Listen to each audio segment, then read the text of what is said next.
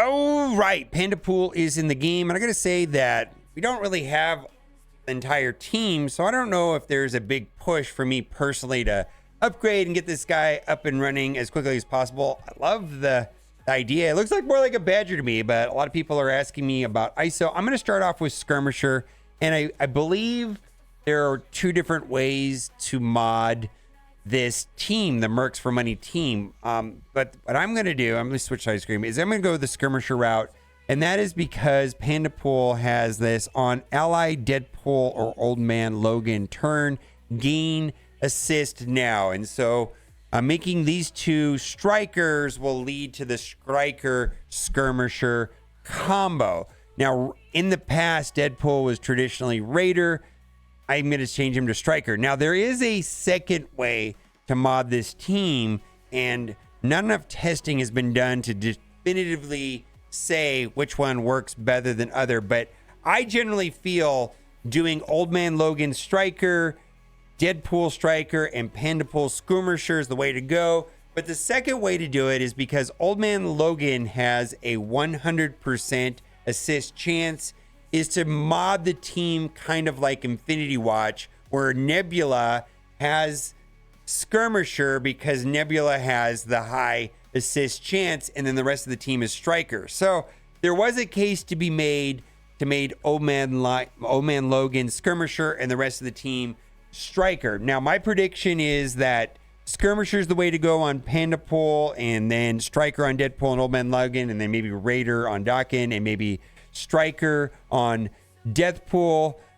But I think that Old Man Logan will be striker today because he's so powerful as a striker, and his ISO assist attack is important, make him striker. But as time goes on, he might become a skirmisher on other teams for sure, because his assist chance works everywhere. So this is the ISO attack assist information for Pandapool, which is non-existent in game, nor is it found on the character page on msf.gg. This is literally published in like a single blog post, and then it disappears forever.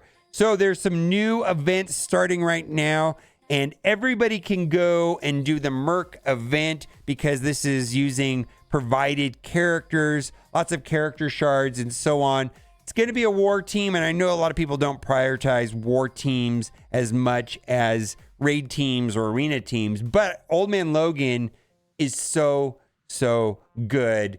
Going to be a great plug and play character. Speaking about Deadpool, Deadpool's passive appears to be bugged.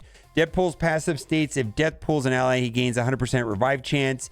Haven't been able to revive once, even if testing it against multiple characters. Do not have anti-revive mechanic.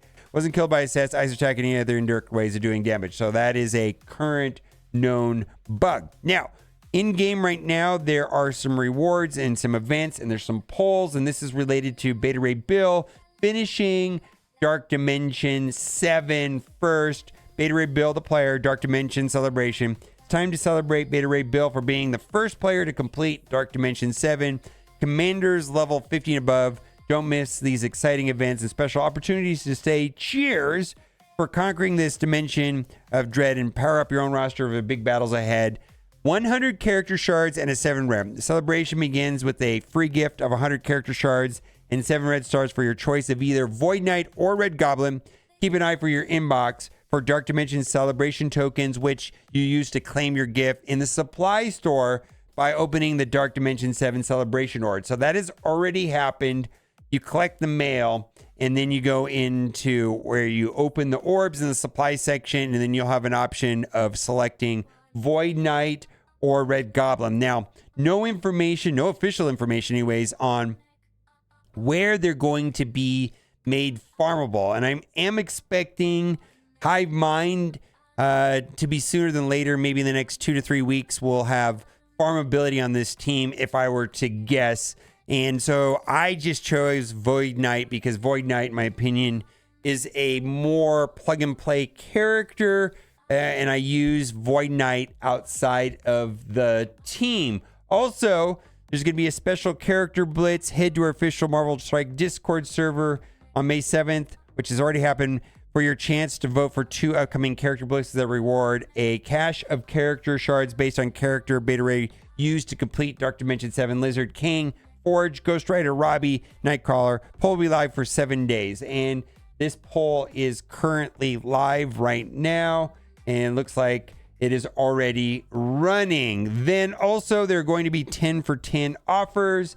Popular Power Core deals are back for the party. Keep your eyes in the store for 10 for 10 deals on T4 ability materials, character shards for Ironheart, MK2. That's the new one. Lizard, Nightcrawler, Gwenom, Cosmic Ghost Rider, Peter Brook Parker, and Penny Parker already is in the store right now. You get 10 for MK2 Ironheart, which if you've got her already at 7 yellow, don't do this, because then that'll just be Ultimate's food for the Ultra Store. Legendary Scourges are trash. I really think the Scourge events are so bad. They only require some strange teams on some of the nodes that have no attachment to the character, require too much character tags on different nodes like Global Controller, and now require stars too. Really think they should get back to the old Legendary Unlock if they're requiring stars, and maybe have a gear and ISO requirement. But if they're going to stay with this formula, let people use the team of Legendary on that node to make it a little more understandable. Like if you unlock Green Goblin, Kazakh, let players use Superior 6. Now, a lot of discussion since this announcement last week, still happening on Reddit, which is fine. But I think this is the real point. The worst change is no longer chip away at them each time they roll around. You either get points required for the milestone or don't bother. Much preferred was the previous method where it was on the player to decide how much investment to make depending on how quickly you wanted to 7-star the character. Yeah, they changed it. And they left it kind of open-ended on Old Man Logan on how that is going to play out in the following after the initial Scourge event. You know, what's going to happen on 2 and 3.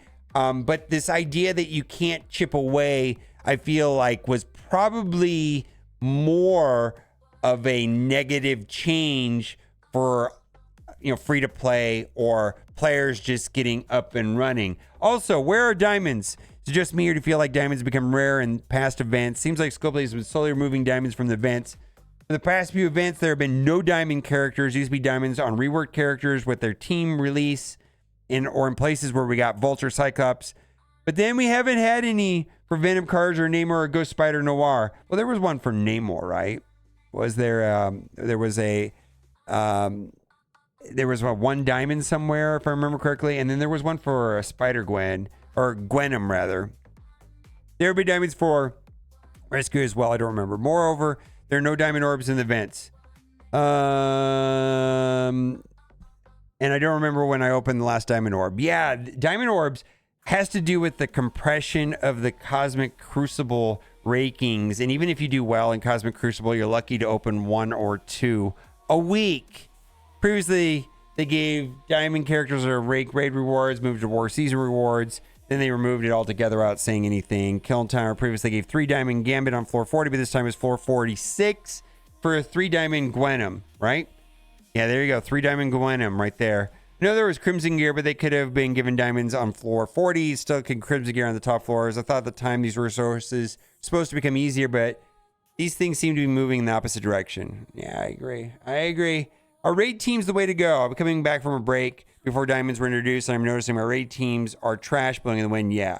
We've been seeing a grapevine that raid teams also bleeding in other events like War, CC, Arena, and more. Yeah, this is 100% true. I feel like focusing on Arena and then generally Arena characters are useful in most game modes, but raid teams of late have been very good. So I have a new player account. I think the new account right now is at somewhere between level 65 and 70, and I am being carried by Extreme X-Men raid team in Arena, in Crucible, in War. I'm using that team everywhere.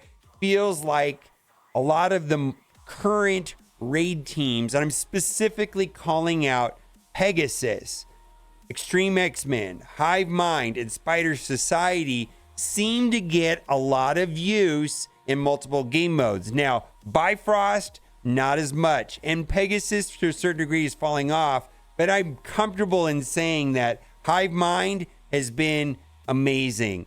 Extreme X-Men, amazing. And it looks like Spider Society is also in that category, at least from my first thoughts and playing the team. So yeah, I do think it's the way to go. Then, too much unnecessary gear. Why does Scopely hate us? I don't know if they hate us. We should be able to sell, trade, sell, or convert gear with ourselves or with others. I really need orange gear on down. And I feel like most games nowadays are not allowing trading of gear, because then people would create like farm accounts and then funnel all the gear into the main account. So I don't know if that's ever going to happen, but I do like that they have some systems in Galaxy of Heroes that I think that they could use here in Marvel Strike Force. Baka did his analysis of the battle pass. Looks like the current battle pass has less character shards, less teal origin gear, less training materials, more gold promotion credits, a little bit more 17s, and then less teal uniques. But I bought it. I do think that in this game, the battle pass is the first $20 that I'm going to spend on the game. Like, if you're going to spend $80 on this game, you know, that's the first $80 should be the 4 battle passes. It annoys me that there's 4. It just does. You know, some games have one $10 battle pass. This game has 4, one a week for $20. Let me know what you think in the comment section. Always, thanks for watching. Bye for now.